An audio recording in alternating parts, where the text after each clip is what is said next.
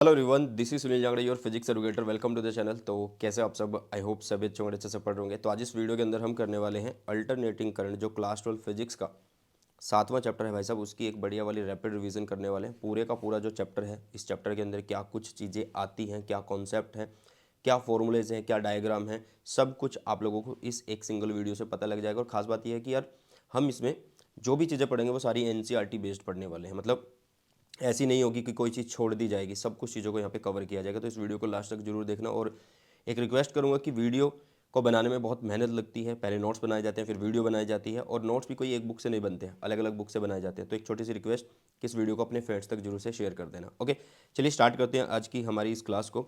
But आगे बढ़ने से पहले मैं बोलूँगा कि इसका जो डिटेल वन शॉट है वो ऑलरेडी आप लोगों को करवा दिया गया है। प्रीवियस ईयर ऑलरेडी अपलोडेड है, डिटेल नोट्स ऑलरेडी अपलोडेड हैं। 1 पेजेस नोट्स इस वीडियो के अपलोड होते ही आप लोगों को टेलीग्राम चैनल पे मिल जाएंगे। और एमसीक्यू ऑलरेडी अपलोडेड है, NCERT diamond question already uploaded हैं इस चैप्टर के। तो ये सब चीज़ें आप लोगों को कहाँ मिल रही है? टेलीग्राम चैनल पे मिल रही है। सुनील जांगड़ा सर के नाम से टेलीग्राम चैनल है, लिंक डिस्क्रिप्शन बॉक्स में। फटाफट से इसको ज्वाइन कर लेना बेटा जी, क्योंकि आप लोगों को अगर फोड़ना है फिजिक्स के अंदर तो आप लोगों को ये टेलीग्राम चैनल जरूर से ज्वाइन करना होगा, क्योंकि एक मोस्ट एक्टिव टेलीग्राम चैनल है जिसमें क्लास 12 फिजिक्स के लिए या क्लास 11 फिजिक्स के लिए full content time to time और बढ़िया वाला प्रीमियम कंटेंट पोस्ट किया जाता है। और सबसे बढ़िया नोट्स, ठीक है, फ्री ऑफ कॉस्ट दिए जाते हैं। इंस्टाग्राम पे मेरा हैंडल है बेटा सुनील जांगड़ा 26 के नाम से। अगर आप लोगों को फिजिक्स के रिगार्डिंग कोई भी दिक्कत आती है, कोई भी परेशानी आती है, तो आप मुझे यहाँ पे मैसेज कर सकते हैं, बहुत जल्द रिप्लाई मिल जाएगा। नहीं तो आप वीडियो के कमेंट सेक्शन में बता सकते हैं, क्योंकि कमेंट जो आप करके जाते हो उसका भी रिप्लाई किया जाता है। ठीक है, चलिए शुरुआत करते हैं आज के पहले टॉपिक की। इस चैप्टर की रिवीजन शुरुआत करते हैं। तो अल्टरनेटिंग करंट क्या होता है भैया? देखो यहाँ पे मैंने अल्टरनेटिंग करंट बनाया हुआ है, ठीक है। तो भाई वो करंट जिसमें क्या होता है कि the current which changes continuously in magnitude and periodically in direction, मतलब जिसका मैग्नीट्यूड, जिसकी वैल्यू जो है लगातार वो चेंज हो रही हो, मैग्नीट्यूड, ओके। और जो डायरेक्शन जो है एक पीरियड के बाद चेंज हो रही हो, डायरेक्शन जो है एक पीरियड के बाद चेंज हो रही हो, उसे बोला जाता है अल्टरनेटिंग करंट। उसे क्या बोला जाता है बेटा जी? उसे बोला जाता है अल्टरनेटिंग करंट बोला जाता है। अब करंट की जो इक्वेशन है वो दो तरीके से दी जा सकती है। अगर आपने इससे पहले ईएमआई पढ़ा है, ट्रांसफॉर्मर पढ़ा है, तो उसमें हमने E is equal to E naught sine omega t हमने पढ़ा था, है ना। और वैसे ही हम साइन की जगह कोस भी लिख सकते थे, क्योंकि वो पोजीशन डिपेंड करेगी, मतलब साइन और कोस डिपेंड करने वाला है कि आर्मेचर की जो पोजीशन है वो कहाँ से थी, ठीक है। तो इसी तरीके से जो करंट है वो आप दो तरीके से लिख पाओगे, मतलब साइन फंक्शन की फॉर्म में और कोसाइन फंक्शन की फॉर्म में भी लिख सकते हो। ये होता है I is equal to I not sine omega t, और यहाँ पे लिखा गया I is equal to I naught cos omega t. वो डिपेंड करेगा किस पोजीशन से वो स्टार्ट हो रहा है, दोनों ही बिल्कुल सही है। यहाँ पे जो आई है वो इंस्टेंटेनियस करंट है, आई नोट जो है वो पीक वैल्यू ऑफ करंट है, कि कितना मैक्सिमम करंट वहाँ पे बन रहा है, प्रोड्यूस हो रहा है, कितनी मैक्सिमम वैल्यू तक वो जा रहा है। ये देखिएगा, जैसे कि हमने ये साइन फंक्शन लिया, तो यहाँ पे ये मैक्सिमम वैल्यू है, इसको आई नोट बोलते हैं। अब यहाँ पे जो ओमेगा है बेटा, उसको लिखा जाता है 2 पाई फ्रीक्वेंसी से, और फ्रीक्वेंसी के होते हैं 1/t, तो इसको हम 2 पाई/t भी लिख सकते हैं। ओके, समझ में आ गई चीज़ें कि अल्टरनेटिंग करंट क्या होता है? कि वो करंट जो मैग्नीट्यूड में क्या हो रहा है, कॉन्टीन्यूसली चेंज हो रहा है, और जो डायरेक्शन है वो पीरियडिकली चेंज हो रही है, ठीक है। मीन और average value of alternating current या वोल्टेज की बात करूँ तो वो क्या आने वाली है भैया? वो पूरे साइकिल के अगर हम बात करें ओवर 1 कंप्लीट साइकिल, तो वो 0 आने वाली है, चाहे वो करंट की बात हो चाहे वो वोल्टेज की बात हो, ठीक है। करंट की बात हो चाहे वोल्टेज की बात हो। अब इनको ये ऐसे कैसे लिखा गया? देखो यार, जो करंट है वो क्या है? चार्ज बाय में टाइम है। चार्ज बाय में क्या है? टाइम है ना। चार्ज को कैसे लिखा जाता है? चार्ज को आई इंटू टी लिखा जाता है। तो वो करंट लिखा, कितने समय के लिए बात करें तो वो लिखा, तो इसलिए ये इस फॉर्म में आ रहा है, नीचे टोटल टाइम आ गया। बट हमें इससे कोई लेना देना नहीं है, हमें पता होना चाहिए कि मीन और एवरेज वैल्यू जो होती है अल्टरनेट करंट या वोल्टेज की, वो 0 होती है ओवर 1 कंप्लीट साइकिल। पूरी जब एक रोटेशन पूरी हो जाती है आर्मेचर की, तो उस टाइम पे। ओके, चलो, root mean square value of alternating current क्या होता है भैया? ध्यान से सुनना, इसकी डेफिनेशन पढ़ना बहुत ज़्यादा जरूरी है, ठीक है। या फिर मैं एक सिंपल तरीके से समझाता हूँ तुम्हें कि मान लो आपने क्या किया कि एक रजिस्टर लिया, उसमें उसका रेजिस्टेंस है आर, उसमें टाइम डी टी के लिए क्या किया? टाइम डी टी के लिए क्या किया कि एक करंट पास किया, और वो एक हीट जनरेट कर रहा है, ठीक है। अब वो क्या कर रहा है? एक हीट जनरेट कर रहा है। अब हमने क्या किया कि सेम रजिस्टर लिया, सेम टाइम के लिए, उसमें से क्या पास किया? स्टेडी करंट पास किया, मतलब डीसी करंट पास किया। तो वो वैल्यू हमारी आरएमएस वैल्यू के बराबर आने वाली है। थोड़ा और डिटेल में समझते हैं।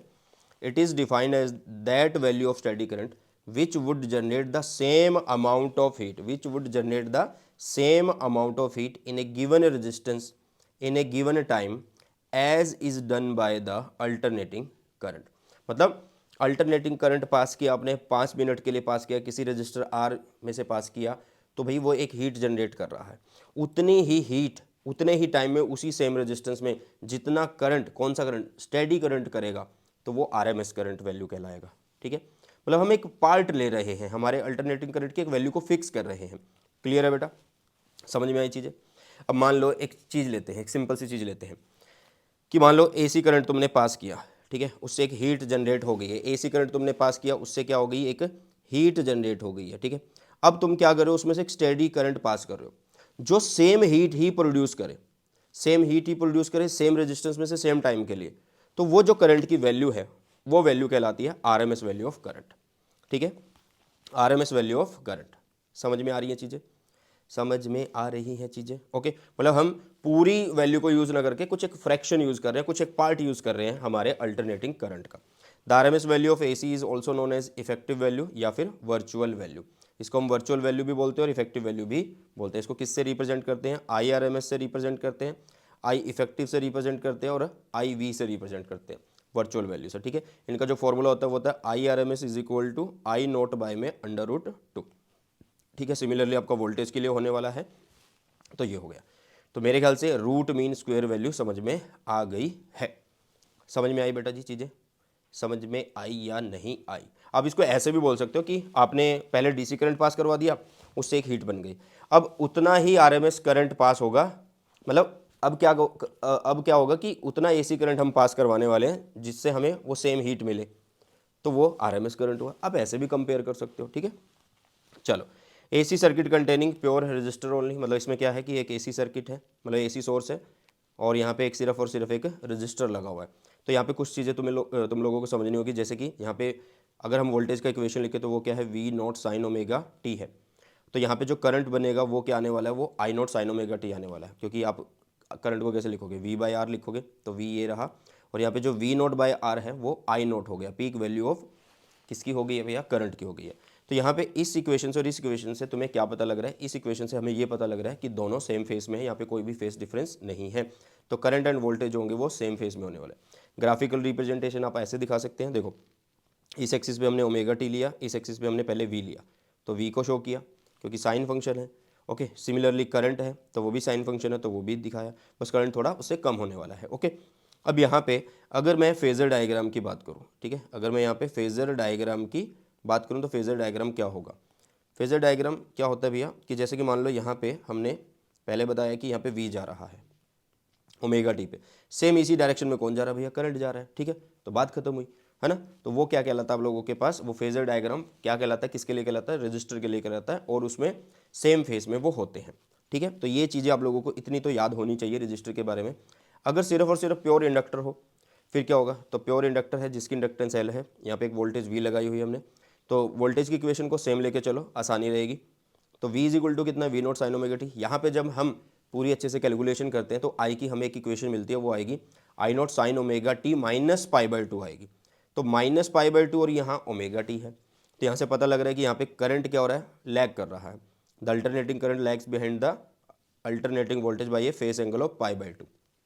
ठीक है, तो अब अगर ग्राफिकल रिप्रेजेंटेशन बनाओगे तो आपने सबसे पहले वोल्टेज बनाई जो कि साइन फंक्शन है, बट अब करंट माइनस π/2 है, π/2 से वो पीछे चल रहा है, तो वो यहाँ से शुरू होगा ना, तो यहाँ से शुरू मतलब ऐसे आप नीचे से बना सकते हो ऐसे। क्लियर है, सेम फेजर डायग्राम बना सकते हो, सेम फेजर डायग्राम बना सकते हो। मान लो यहाँ पे क्या गया, ओमेगा टी पे कौन चला गया, आपका वी चला गया।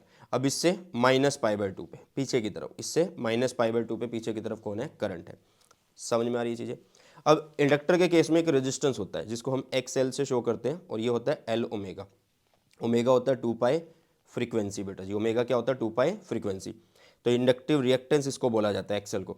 तो ये क्या है, it is the opposition offered by the inductor to the flow of alternating current through it. ठीक है, ये मतलब एक रेजिस्टेंस है, किसके द्वारा दिया जा रहा है, इंडक्टर के द्वारा दिया जा रहा है। तो XL को आप रेजिस्टेंस बोलोगे, क्या बोलोगे बेटा जी, XL को आप रेजिस्टेंस बोलोगे। अब XL होता है L ओमेगा, ओमेगा मतलब 2π फ्रीक्वेंसी L हो गया। DC के लिए फ्रीक्वेंसी होती है 0, तो XL जो होता है 0 होता है किसके लिए, फ्रीक्वेंसी के केस में, बट AC के केस में इसके पास एक फाइनाइट वैल्यू होती है क्योंकि वहाँ पे फ्रीक्वेंसी 50 हर्ट्ज हो जाती है। अगर कैपेसिटर आ जाए तो कैपेसिटर के केस में वही कि कैपेसिटर लगा देंगे, सिर्फ कैपेसिटर लगा देंगे और वोल्टेज की इक्वेशन लिखेंगे V equal to V not sine omega T. देखो यहाँ पे बेटा हम रिवीजन कर रहे हैं, तो डिटेल के लिए आप पूरा बड़े वाला जो वन शॉट है 2-2.5 घंटे का वो देख सकते हो, उसमें बिल्कुल और अच्छे से समझाएगा, बट एक रिवीजन पर्पज से आप लोग ये वीडियो बहुत अच्छे से देख सकते हो, ठीक है। आपको ओवरव्यू मिल जाता है कि इस चैप्टर में क्या क्या रहने वाला है। अब ये जो इक्वेशन है आई की, यहाँ पे क्या है कि प्लस होगा, मतलब आई इज इक्वल टू क्या होने वाला है, I not sine omega t plus π/2 है। यहाँ से हमें पता लग रहा है कि यहाँ पे वोल्टेज एंड करंट में फेज डिफरेंस है, बट यहाँ पे करंट लीड कर रहा है, वोल्टेज लैग कर रही है। The alternating current leads the voltage by a phase angle of π/2। वही इसका डायग्राम बनाएंगे। देखो ये साइन ओमेगा टी है, तो साइन ओमेगा टी से वोल्टेज शुरू कर दी।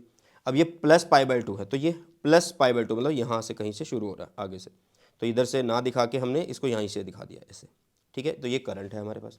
ऐसे ही फेजर डायग्राम में होगा, इधर हमने अगर वोल्टेज दिखा दी, इधर हमने अगर वोल्टेज दिखा दी, तो इससे प्लस π/2 पे कौन है भैया, प्लस π/2 पे कौन है, हमारा करंट है।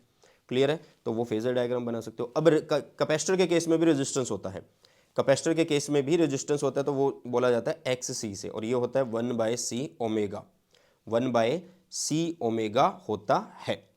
क्लियर है, समझ में आ रही हैं चीज़ें, ठीक है। अब मतलब अगर मैं यहाँ पे देखूँ ये आई नोट अगर मुझे निकालना, तो मैं लिखूंगा क्या भैया, वी नोट अपॉन में रेजिस्टेंस, रेजिस्टेंस कितना 1/C ओमेगा, तो C ओमेगा को यहीं पे लिखना पड़ेगा, C ओमेगा, है ना, क्योंकि ये नीचे से ऊपर ही तो जाएगा घूम के, तो ये बन जाती है आई नोट की इक्वेशन। XC रेजिस्टेंस है कैपेसिटर के केस में, ठीक है, तो ये है 1/C ओमेगा, ओमेगा की वैल्यू इज 2π फ्रीक्वेंसी होती है, तो ऐसे लिख सकते हो। अब DC के केस में क्या होता है कि फ्रीक्वेंसी होती है 0, तो समथिंग अपॉन 0 इनफाइनाइट, तो XC जो होता है भैया DC के केस में इनफाइनाइट रेजिस्टेंस देता है, ये याद रखना, और AC के केस में बहुत कम देता है, मतलब बहुत मिनिमम सा रेजिस्टेंस होता है, ठीक है। अब पढ़ते हैं AC through LCR series circuit. एक सीरीज सर्किट है जिसमें LCR जो है वो सीरीज में लगे हुए हैं, तो सीरीज में है तो सबके अक्रॉस वोल्टेज अलग अलग रहने वाली, ये सबको पता है ना, VL VC VR होगा। ये इसकी इंडक्टेंस है L, ये इसका कैपेसिटेंस है C, और ये इसकी रेजिस्टेंस है R। अब यहाँ पे इक्वेशन है V is equal to V not sine omega T. अब देखो यार, एक चीज़ तुमने याद रख लेनी है कि जब रजिस्टर सेम था, मतलब रजिस्टर लगा था तो वोल्टेज और करंट सेम फेज में थे, जब इंडक्टर लगा था तो वोल्टेज और करंट में एक फेज डिफरेंस आ रहा था, करंट लैग कर रहा था, जब कैपेसिटर लगा तब भी डिफरेंस आ रहा था π/2 का, बट करंट लीड कर रहा था। जब ओवरऑल ये तीनों एक जगह लगेंगे तब भी वोल्टेज और करंट में फेज डिफरेंस आएगा ही आएगा, और वो कुछ ना कुछ एक फेज डिफरेंस हो सकता है। चाहे आप इसको लिख दो, इसमें प्लस करके लिख दो, या इसमें से माइनस करके लिख दो, आपको एक फेज डिफरेंस दिखाना ही है, ठीक है। तो हमने लिखा V की equation V not sine omega T, तो I की इक्वेशन हुई I is equal to I not sine omega T minus omega, मतलब वोल्टेज लीड करेगी, ये याद रखना। ओवरऑल सर्किट में वोल्टेज क्या करने वाली है, लीड करने वाली है, ठीक है। अब पूरे सर्किट का ना एक रेजिस्टेंस होता है, पूरे सर्किट का, क्योंकि यहाँ पे इस पूरे सर्किट में L भी लगा है, C भी लगा है, R भी लगा है, तो पूरे सर्किट का अपना एक रेजिस्टेंस होता है जिसको हम Z से शो करते हैं, जिसको इम्पीडेंस बोला जाता है। इसका एक फॉर्मूला होता है, इसका एक फॉर्मूला होता है अंडर रूट में R² plus XL minus XC का होल स्क्वायर होता है, ठीक है। ये बड़े काम का है, इससे इस पे बेस्ड बहुत सारे क्वेश्चन आ जाते हैं आप लोगों को, ठीक है। अब यहाँ पे होता क्या है कि जब हम फेजर डायग्राम बनाते हैं LCR के केस में, जब हम फेजर डायग्राम बनाते हैं LCR के केस में, हमें कुछ इस तरीके का एक ट्रायंगल मिलता है। इस एक्सिस पे हम रेजिस्टेंस ले रहे होते हैं, इस एक्सिस पे हमें XL माइनस XC मिल जाता है, और इस एक्सिस पे हमें टोटल रेजिस्टेंस Z मिल जाता है। तो एक बार याद कर लो इसको, इधर है भाई Z, इधर है R, और इधर XL माइनस XC है, और यहाँ पे है फाई। तो हमें tan फाई निकालना होता है, यहाँ पे डायरेक्शन निकालनी होती है कि कितना फेज डिफरेंस आ रहा है, वो एक निकालना होता है। तो tan फाई से निकाल सकते हो, tan फाई क्या होता है, perpendicular, perpendicular is XL minus XC upon में बेस, तो ये हो गया भैया, ठीक है। अब यहाँ पे अगर XL ग्रेटर है किससे, XC से, XL ग्रेटर है XC से, तो tan फाई की वैल्यू क्या आएगी, पॉजिटिव आएगी। तो इसका मतलब जो सर्किट है वो इंडक्टेंस डोमिनेटेड है। क्या है, इंडक्टेंस डोमिनेटेड है, इंडक्टेंस वहाँ पे ज़्यादा है, ठीक है। और XL कम है XC से, तो वो कैपेसिटिव डोमिनेटेड आ जाएगा, क्योंकि वहाँ पे tan फाई की वैल्यू क्या आने वाली है, नेगेटिव आने वाली है। अगर भाई ये वैल्यू छोटी है, ये बड़ी है, तो कॉमन सी बात है tan फाई की वैल्यू नेगेटिव आएगी, तो वो कैपेसिटिव डोमिनेटेड हो जाएगा। तो यहाँ से शॉर्टकट है ये, इन पे बेस्ड क्वेश्चन आ जाते हैं। कोई तुम्हें बोल देगा कि अगर XL बड़ा है XC से, तो ये कौन सा डोमिनेट हो रहा है, मतलब फिर बोलोगे इंडक्टिव है। अगर कैपेसिटर का केस बड़ा होता, मतलब XC बड़ा होता, तो फिर आप बोल देते हैं कि कैपेसिटेंस डोमिनेटेड सर्किट है। क्या है, कैपेसिटेंस डोमिनेटेड सर्किट है बेटा जी।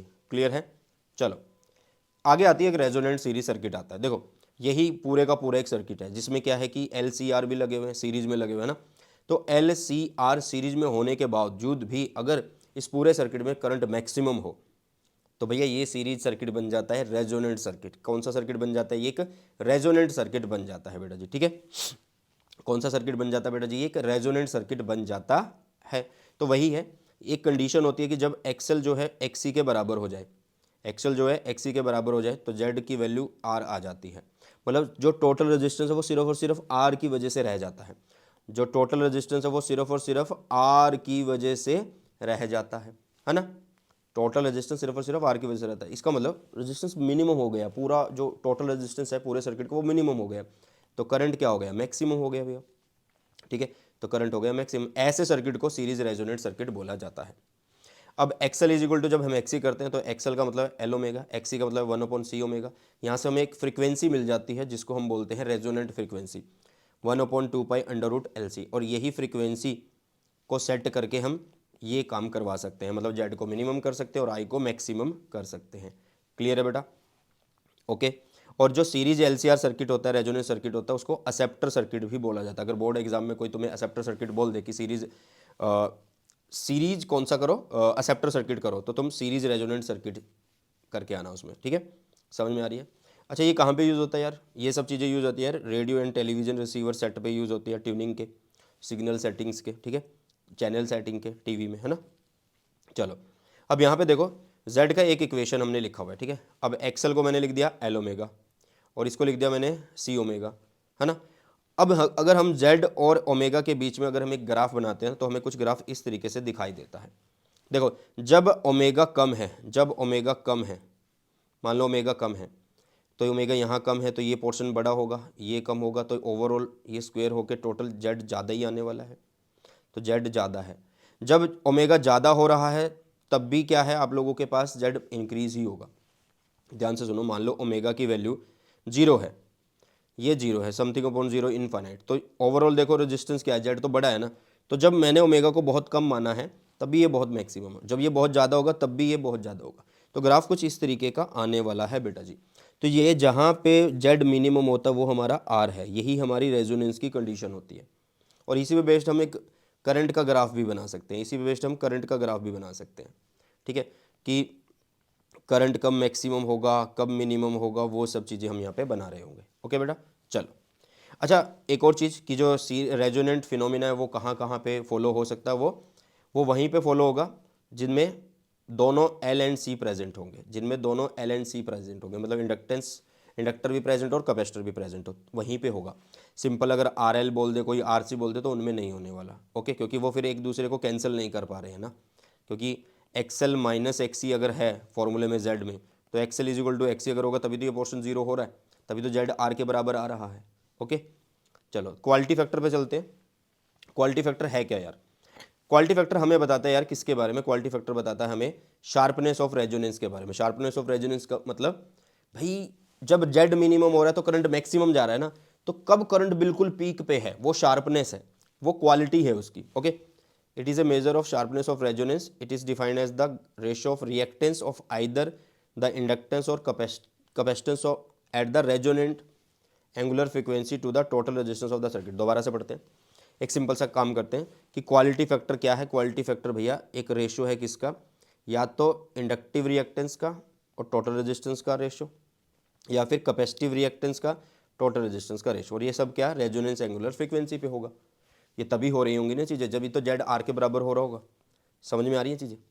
तो क्यू का एक फॉर्मूला तुम्हें याद कर लेना, वैसे तो 2 याद करने बट एक फॉर्मूला सबसे ज़्यादा मेन है, वो ज़्यादा इंपॉर्टेंट है, वो है ये वाला कि क्यू क्या होता है, 1/r अंडर रूट में L/c होता है। देखो ये वाला जो फॉर्मूला बहुत ज़्यादा इंपॉर्टेंट है, इस पर न्यूमेरिकल भी देखने को मिलते हैं आप लोगों को, वेरी वेरी इंपॉर्टेंट है। न्यूमेरिकल भी आप लोगों को इस पर देखने को मिलेंगे, बहुत ज़्यादा देखने को मिलते हैं, ठीक है। और MCQ तो बहुत ज़्यादा आते हैं इसके ऊपर, ठीक है। तो क्वालिटी फैक्टर जो है इस तरीके से होता है। अगर आपको क्वालिटी फैक्टर अच्छा चाहिए तो L ज़्यादा होना चाहिए, R कम होना चाहिए, C भी कम होना चाहिए। क्लियर है? क्वालिटी फैक्टर को बैंडविड्थ की फॉर्म में भी लिखते हैं, तो क्वालिटी फैक्टर को लिखते हैं रेजोनेंट फ्रीक्वेंसी मतलब ओमेगा आर अपॉन में बैंडविड्थ, अपॉन में बैंडविड्थ, ठीक है। बट इस फॉर्मूले से ज़्यादा ये फॉर्मूला आप लोगों को ज़्यादा याद रखना है, ये फॉर्मूला बहुत ज़्यादा इंपॉर्टेंट है, इसको याद रख लेना। ये थोड़ा बहुत पता हो, बाई चांस अगर तुम्हारी किस्मत खराब हुई तो ये फॉर्मूले पे बेस्ड भी न्यूमेरिकल आ जाता है। तो क्वालिटी फैक्टर अगर किस फॉर्म में लिखना है, बैंडविड्थ की फॉर्म में, तो ऊपर लिखेंगे रेजोनेट फ्रीक्वेंसी, नीचे लिखेंगे बैंडविड्थ। ठीक है, अब आते हैं power in an AC circuit पे। तो पावर हमारे पास तीन तरीके से होगी, इंस्टाटेनियस पावर, एवरेज पावर और एपरेंट पावर। इंस्टाटेनियस पावर नाम से पता लग रहा है कि किसी टाइम पे अगर हम बात करेंगे, at any instant of time, उसको बोला जाता है इंस्टाटेनियस पावर। ये किसके बराबर होता है?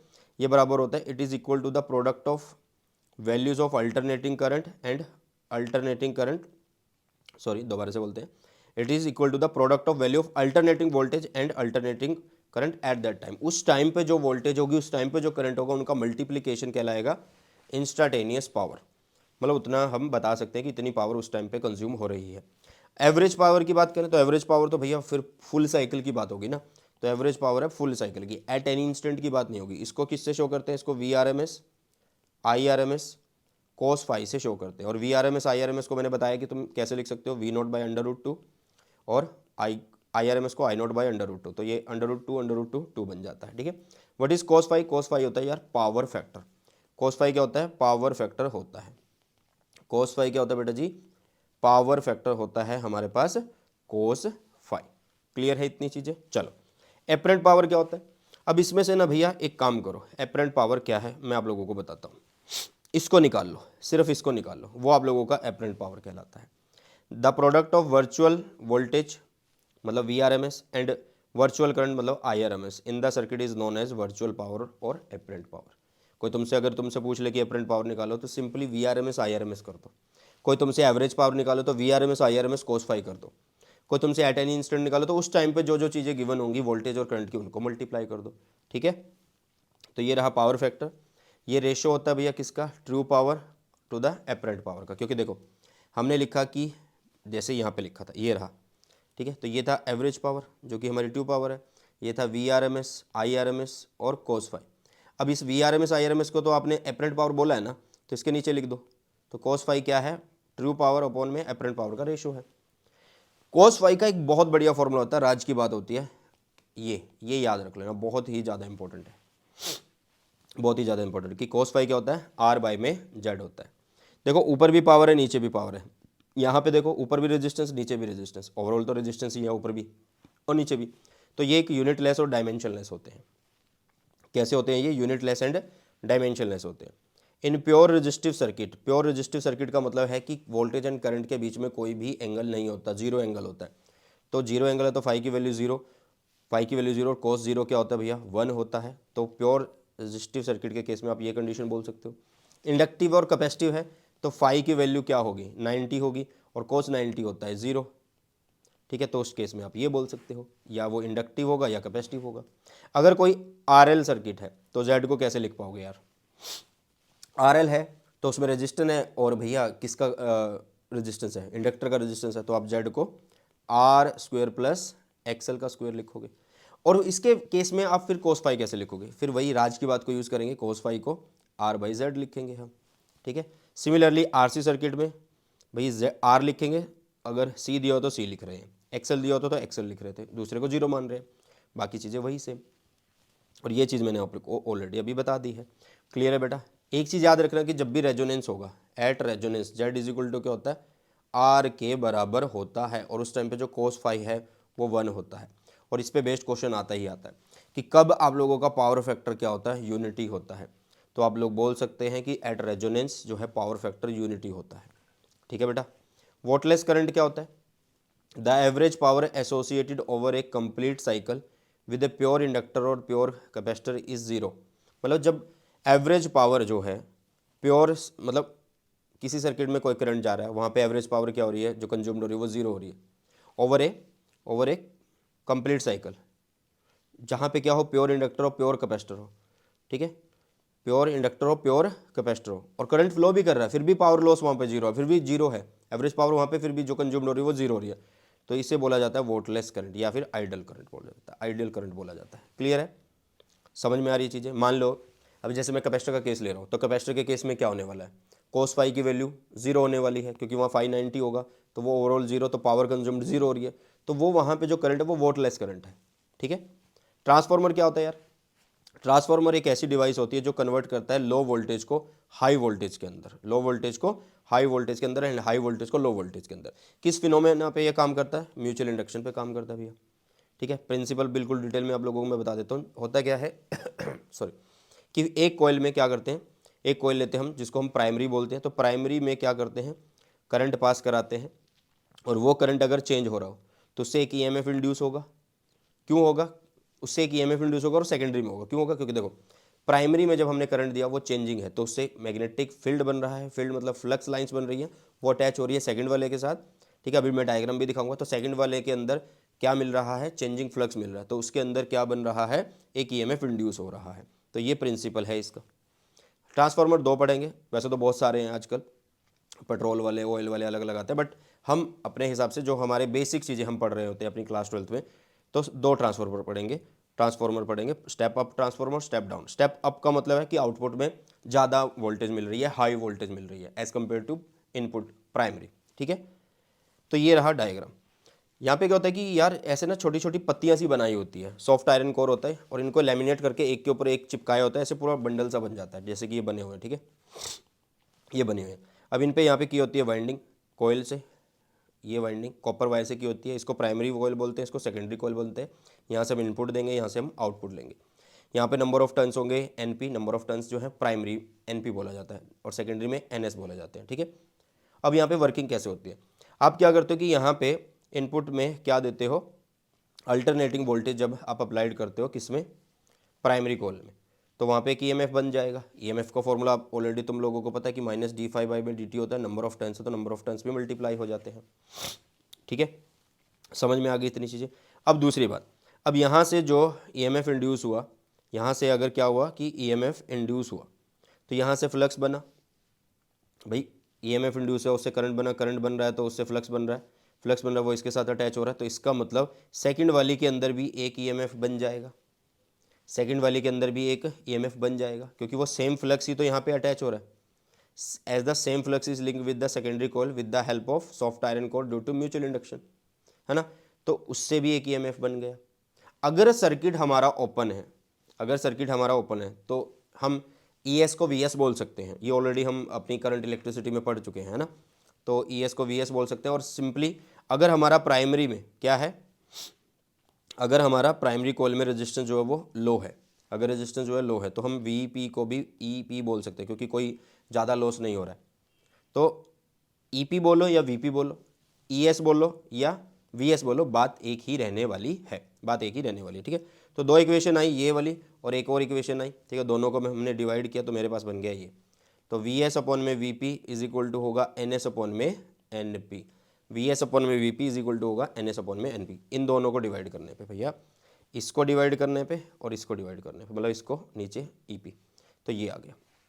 आइडियल ट्रांसफार्मर वो होता है जिसमें आउटपुट पावर जो होती है वो इनपुट पावर के बराबर होती है। आइडियल ट्रांसफार्मर वो होता है जिसमें पावर जो होती है वो आउटपुट पावर जो होती है वो इनपुट पावर के बराबर होती है, मतलब 100% एफिशिएंसी होती है। एन के वैल्यू जो है, ईटा की वैल्यू 1 के बराबर होती है, ईटा की वैल्यू 1 के बराबर होती है। तो अगर मैं आउटपुट पावर लिखना चाहता हूँ तो वी एस आई एस लिख दूंगा। पी को कैसे लिखते हैं? वी आई से लिखते हैं ना। इसी तरीके से अगर मैं इनपुट वोल्टेज लिखना चाहता हूँ तो वी आई को मतलब पी करो, वी पी आई पी ऐसे कर दो। तो यहाँ से अगर मैं we S upon V P का रेशो निकालता हूँ तो वो I P upon I S का रेशो बनता है। तो ये रेशो बन गया हमारे पास एक ट्रांसफॉर्मेशन रेशो। जब भी number of turns in secondary में ज़्यादा होते हैं एज कम्पेयर टू प्राइमरी, वो स्टेप अप ट्रांसफॉर्मर होगा। अगर नंबर ऑफ टर्न्स सेकेंडरी में कम है एज कम्पेयर टू प्राइमरी, तो वो स्टेप डाउन ट्रांसफॉर्मर होगा, जैसे कि आप लोगों को दिखाया गया है। कुछ लॉस होते हैं ट्रांसफॉर्मर के अंदर, वो आप लोग एक बार देख लो कि कॉपर लॉस होता है। जैसे कि करंट जाता है तो प्राइमरी में भी कॉपर की वाइंडिंग है, सेकेंडरी में भी कॉपर की वाइंडिंग है, तो भैया फिर वहाँ पे क्या हो रहा है, वहाँ पे क्या हो रहा है कि प्राइमरी और सेकेंडरी में जो कॉइल है वो गर्म हो रही है, तो कॉपर लॉस हो रहा है। ठीक है, हीट की फॉर्म में। हिस्टेरिसिस लॉस मतलब मैग्नेटाइजेशन होना, डीमैग्नेटाइजेशन होना। ठीक है, क्योंकि जब हाई करंट पास होगा तो वो क्या होती है, कॉइल मैग्नेटाइज होती है, फिर वो डीमैग्नेटाइज होते हैं, तो कुछ लॉस बन जाते हैं। आयरन लॉस, सॉफ्ट आयरन यहाँ पे लिया हुआ, वो गर्म होता है, एडी करंट लॉस वहाँ पे बन सकता है, दैट्स वाई उसको लेमिनेट भी किया जाता है। और फ्लक्स लॉसेस मतलब होता क्या है कि ज़रूरी नहीं है कि यहाँ से पूरे का पूरा फ्लक्स यहाँ पे पहुँचे, तो इसको बचाने के लिए क्या किया जाता है कि यहीं पे प्राइमरी को कर दिया जाता है और यहीं पे सेकेंडरी को कर दिया जाता है, क्या लपेट दिया जाता है, वाउंड कर दिया जाता है। ठीक है, तो ये था बेटा हमारा अल्टरनेटिंग करंट जिसको अभी हमने निपटाया। इसके बाद आएगा EM वेव, हाँ ठीक है। तो उसके बाद रह जाएंगे सिर्फ और सिर्फ 2 चैप्टर, वो भी बहुत ही जल्द अपलोड होने वाले हैं। तो कैसी लगी वीडियो कमेंट सेक्शन में जरूर बताइएगा। इसी के साथ इस वीडियो सेशन को करते हैं समाप्त, मिलते हैं जल्दी से नए सेशन में। सो बाय, टेक केयर, जय हिंद, वंदे मातरम।